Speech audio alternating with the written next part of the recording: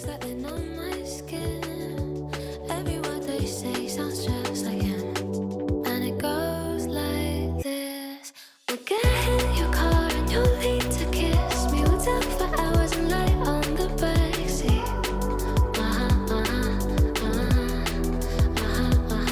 And then one random night when everything changes, you won't reply and we'll go back to strangers.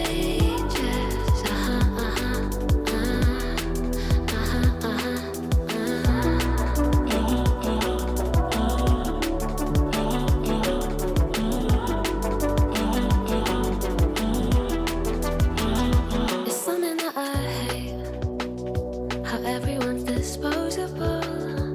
Every time I date somebody new, I feel vulnerable, that it'll never change, and it will just stay like this.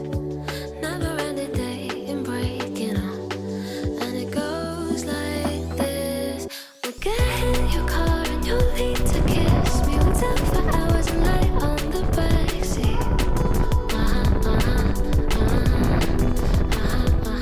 And then one random night when everything changes, you won't reply and we'll go back to strangers. It always ends the same when it was me and you. But every time I meet somebody new, it's like deja vu.